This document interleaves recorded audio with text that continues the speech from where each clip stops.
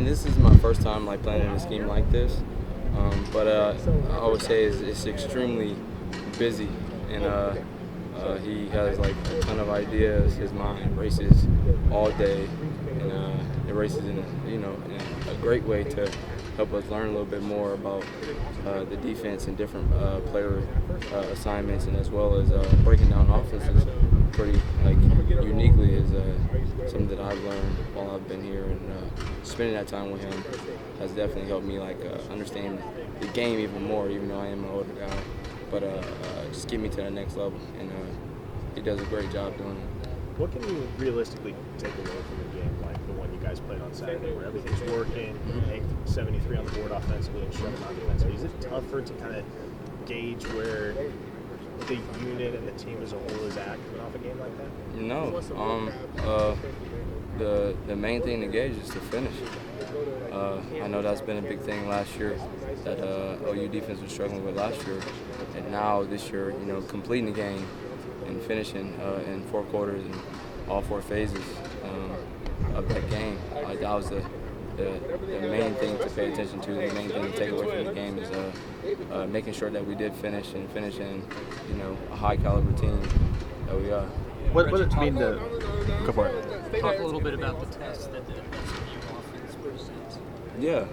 Like I said earlier, just more of like the moving, forcing us to communicate.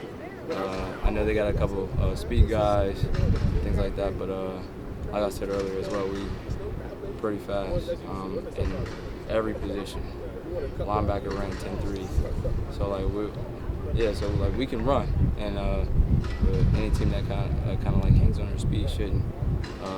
So I feel like a lot of teams this year is gonna try to make us communicate more, like they did with OU last year. But just keep preparing with our communication and doing what we need to do. Talk about finishing, to see the second and third unit come in and not have any drop off or anything. Yeah. What does that mean for those guys to get that confidence early? Yeah, that's what we've been talking about in camp and rolling it into the season. Competitive depth.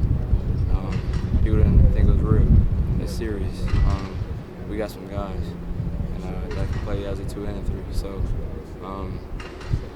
that's more of like the finishing part for us, is that we know we can trust guys in the game, and we know that they know what they're doing, and keep challenging every player and myself to finish. Anybody from those younger guys stand out when you guys went back through the film on Sunday?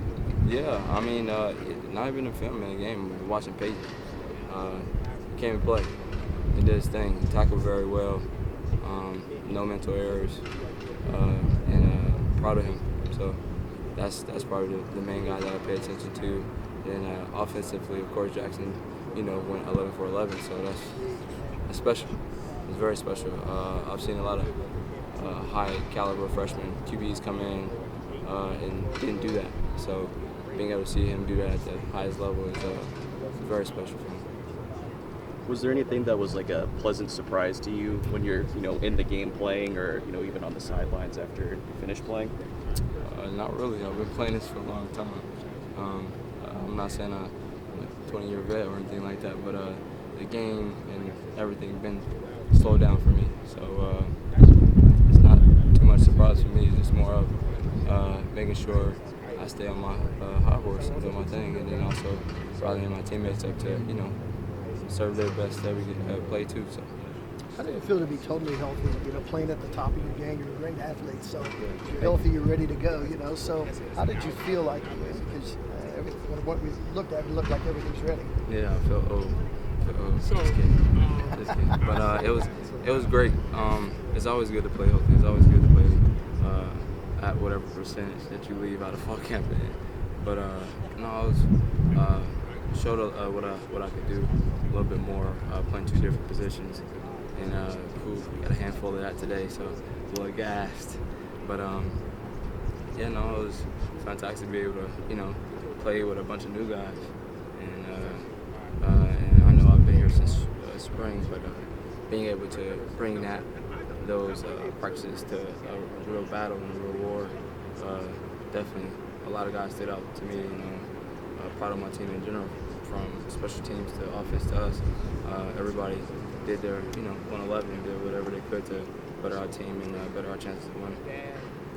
I know it was a penalty, but did it feel good to I was get that waiting first for it. hit in? I was waiting for it.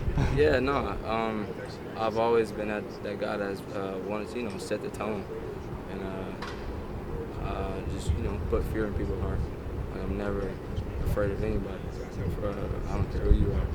And unfortunately, I was already standing out of bounds. I expected him, to run in front of me and not into me, and I'm not finna move. So it kind of like, slippery slope.